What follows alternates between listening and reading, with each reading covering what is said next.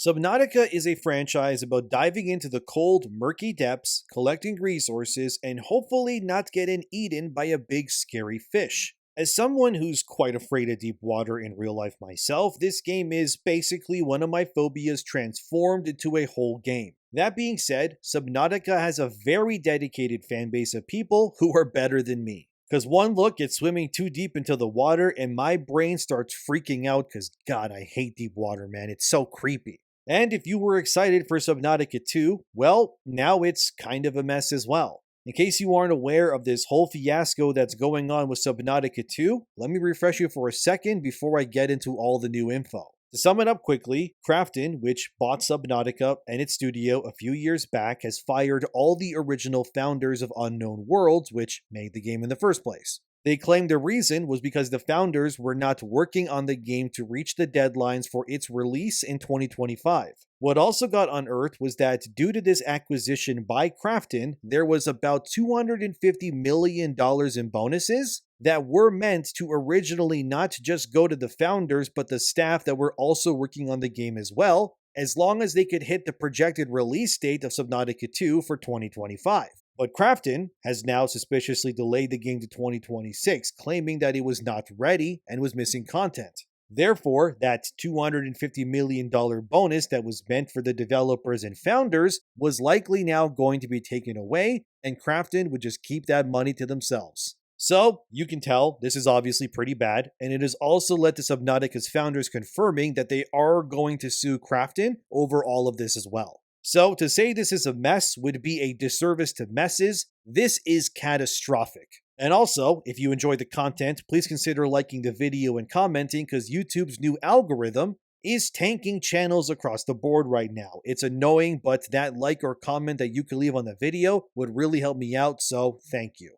Okay, let's now get into this new information, which is concerning to say the least. This comes from IGN, where it's been confirmed that an internal document has been leaked and it was originally cited as being fake. However, Crafton themselves have come out and confirmed that the leak is 100% real themselves, which raises all sorts of questions. It originally got leaked on Reddit by a so-called employee, so let's go over there now. Here's the Reddit post from a user named Complete Bread, and it depicts, as you can see here, a computer screen which has been photographed. As seen here, this is the first part of the leak. It's a milestone review that has the mission statement of releasing Subnautica 2 in early access, with its core elements intact like survival and more at a very high quality bar. They claim, as you can see here, that the current build in Crafton's opinion lacks the polish and content needed for release, and that they want this early access to massively expand the IP to more players, which is really nothing new. Every sequel wants to do that.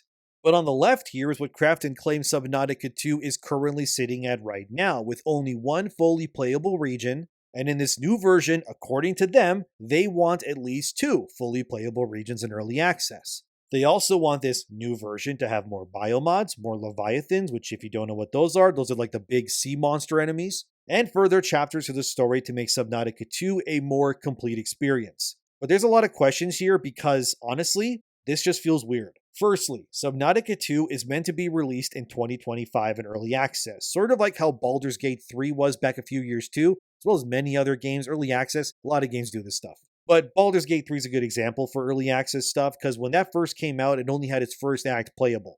And then, of course, the other 2 acts were not available right away. It took Larian years to get to the point where more became available, but eventually, when the game actually released in its 1.0 complete state, it then made a very big splash. And Subnautica 2, however, seems more like Crafton is controlling the release of this game to not necessarily release it per se in an early access state, but instead in almost like halfway through early access or even more so closer to a full 1.0 release instead to justify this delay. Of course, this kind of makes early access seem pointless then, doesn't it? Why not just make the game fully to completion and then just release it then as a complete product? This just seems like Crafton is trying to justify, their reasons for delaying the game in the first place, but also to cover themselves over that $250 million bonus that, they want to keep to themselves all right.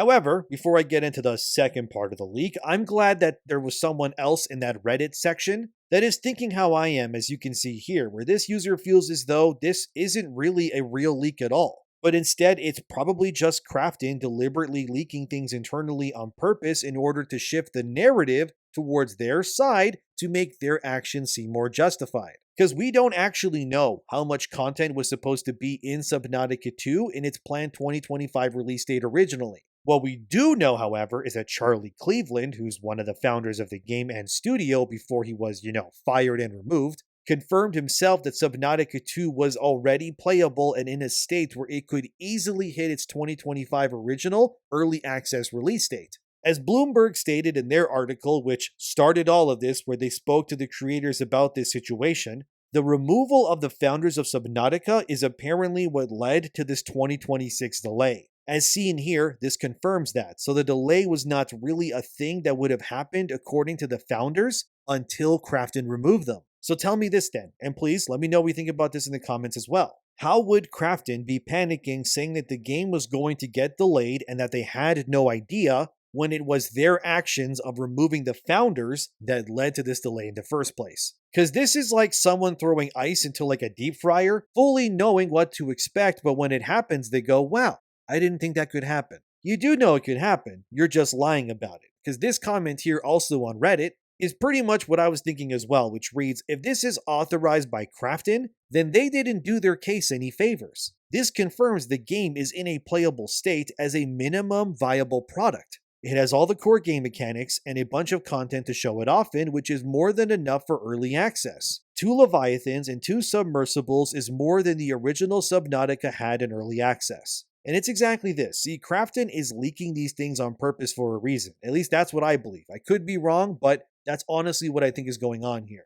They're trying to do this to shift the narrative to their side. Just look it up on Google. You can see that it's all by design. You got the websites talking about this, getting them to show the leak so you can confirm the narrative that you want to push on everybody. It's so obvious at this point that this was not done by the Subnautica creators nor the staff because, as that comment said, these leaks and how they're neatly presented, they do one thing, which is support and strengthen the position of Crafton and not the founders. Yeah, it's a classic 4D chess move in action. They want to bury this story and the narrative that they self-sabotage the Subnautica developers in order to keep all that money to themselves. What's sad to me, however, is that they would make even more money in the long run had they just treated the team and its founders with respect. Subnautica also, by the way, isn't just like some small game that nobody knows about. It has a massive fan base. According to Google, Subnautica sold somewhere near 6 million copies and gained another 4 million users via Epic Games Store alone, giving the game away for free, which totaled just around 10 million players. I think it's at like 12 million now. But like I said, it's not a small game. You would make your $250 million and then some, and still have the goodwill of the community by not doing what you did. But now that Crafton has done this, I genuinely don't know how anyone could buy Subnautica 2, now knowing that that money from the game would simply go into Crafton's pockets and not the people who made the game nor the franchise to begin with. Like I said, there is a part 2 to this leak, so here it is. As you can see from the very top, Crafton confirms that Subnautica 2 will have decreased content regardless of them demanding more from the founders. Notice how they gaslight you by saying this, which reads, the scope and volume of content have been reduced or modified from the original plan, indicating the need to reassess the release timeline and roadmap. Wow, almost as if you planned this from the beginning, Crafton. And seen here on the right in red, we have multiple pieces of content removed from Subnautica 2 by Crafton. And it's actually crazy that they would even confirm this themselves, because it says here we have 2 biomes removed, 1 Leviathan, fewer creatures and overall customization, tools and equipment, vehicles reduced, a custom game mode that has been removed, and 1 narrative that totaled about 6 hours of content. Which means that Crafton knowingly removed these things from the game prior to all of this exploding, as it says at the bottom there. Due to a gap between the current state and the content volume assumed during the initial launch planning, it is necessary to reassess the release timeline and roadmap. Of course it's necessary, because you guys want to keep that $250 million to yourselves and not give it to anyone else but you. Also, a reminder that usually when leaks like this happen that are so evidently clear and positioned like this, To have the publisher actually confirm that they're real so quickly after they've leaked is very out of character for these sort of people, basically. Because if you don't know, even if characters or just concept art gets leaked at all, most of the time, publishers or even studios, they won't comment on it or confirm if any of it is real or not. They will either gaslight people into believing that it's fake or, like they usually do, ignore it entirely. Which makes it extra strange that Crafton came out immediately following this leak and went, yup, it's real. Yeah, they leaked this themselves. There's really no other explanation here, because nothing shown here strengthens the founders' arguments at all. And in both slides, it's slathered in the sort of coat that they want, like we had to reassess situation, and there simply wasn't enough content, even though you removed a bunch of it, like it says right there. This was 100% okayed by Crafton and leaked on purpose, guys. That's honestly what I think. And they may think that this would shift the narrative to their side, but it really doesn't. Instead, it just shows people that Crafton knowingly knew the game was actually ready for release in 2025. And instead confirmed leaked documents confirming that Crafton and not the founders or the developers demanded that pivotal content be removed in order to justify that delay. So, good job, Crafton. You just gave the founders their ace in the hole to sue you into the abyss, you absolute morons. Crafton, like I said, did confirm this to all be real. They even spoke exclusively to Eurogamer in this article on screen here. Yeah, nothing weird about any of this at all, guys. It's totally not done on purpose. Someone internally leaks a bunch of stuff to us, and we just so happen to have an exclusive interview with Eurogamer just lined up following that? Come on. Just look at how they word this in the Eurogamer article. Crafton has confirmed the document is real, saying it was approving the credibility of the report because that would minimize speculation and ensure accurate communication with players. Ah yes, using your own leaked documents you sent on purpose to ensure clear communication with players, of course. Crafton would further state, as seen here, milestone reviews are conducted regularly in collaboration with Crafton's creative studios across all projects. These reviews help assess development progress, define clear objectives, and ensure that each project aligns with Crafton's standards in both creativity and quality. This process is central to Crafton's commitment to delivering polished, high-quality games at the right time. So we're just spinning the story till we get dizzy, aren't we? Okay, well, it's so obvious this was done to change the trajectory to keep that $250 million. Since back in April 2025, Eurogamer had another article where they, as seen here, Crafton confirmed themselves that the game would be in early access for at least 2 to 3 years before it had its big 1.0 release anyways. Which means the game wouldn't be finished till at least like 2027 or 28 at the earliest. But people could obviously still play and give feedback during development like every other early access game has done in the past. So for a game that would not be finished until almost the end of the decade probably, is suddenly not complete enough to hit its early access. They really think that they can change the narrative like this and nobody will notice, don't they? Because, for example, when you go to Crafton's website, you're met with this prompt about Subnautica that you're seeing on screen here. It's yet more damage control on how they claim this was all out of their hands, and it's all the founders' faults, not ours. They do bring up the $250 million elephant in the room, which is good of them, but the fact later on they say this, which reads, "We are deeply disappointed by the former leadership's conduct, and above all, we feel a profound sense of betrayal by their failure to honor the trust placed in them by our fans." You see what they're doing? It's all the founders' fault. It's not their fault that they have to now keep the $250 million to themselves now.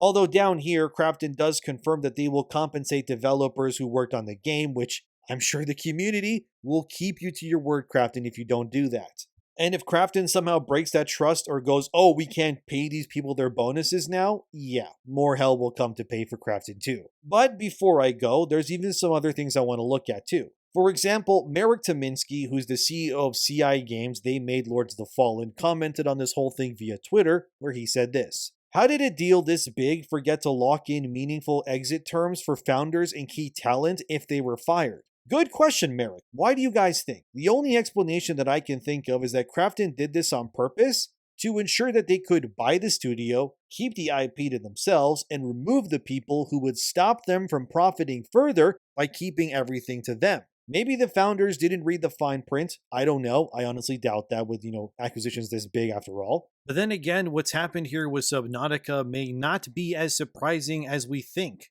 because a reminder that Crafton is also the home of PUBG, or Player Unknown Battlegrounds, which is considered to be the game that popularized the Battle Royale genre and coined the term winner winner chicken dinner as well. That game has made millions since its inception, despite first starting out as a mod for another game. Even as far back as 2018, as seen here, PUBG Mobile made $100 million in a short time when it first came out, which Crafton operates alongside with help from Tencent, one of the other bigger, gaming companies out there. So it's really no wonder why Crafton would seek out more insanely profitable games when it was responsible for creating what is arguably the most popular game genre imaginable right now in Battle Royale games. But what I hate about this is that Crafton clearly comes from a space of heavy monetization and always online service-like philosophies when they make games for their players. And what's happened to Subnautica is what I always fear when great smaller studios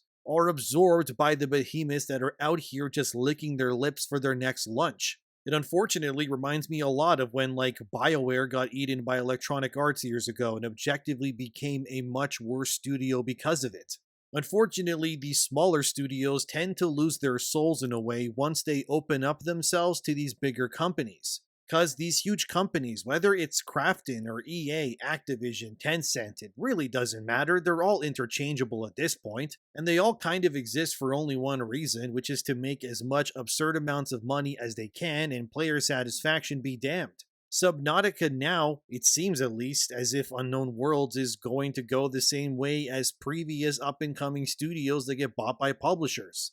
They'll be hollowed out, the publisher's yes men will infiltrate the company, fire anyone who defies them, create an echo chamber that operates only to, fill the spreadsheets and the wallets of the executives instead of creating actual art for people to enjoy and play. It's a terrible story that is repeated far, far too many times in games already. And this won't be the last time either, as we are all very well aware of, it won't be. And Subnautica, honestly, now looking at it, this was always going to happen now. I mean, Crafton just needed the ink in this case to dry before they began disassembling the studio and everything else for parts. But as you can see from what has been presented today, Crafton has ensured that Subnautica's reputation will be dragged through the mud to meet the demands of these executives alone. And as I said in my first video about this, I don't know who would want to buy this game now, knowing what's going on here. That any dollar spent would not really go to the people who made this, but a company that simply owns them and exploited them through various loopholes.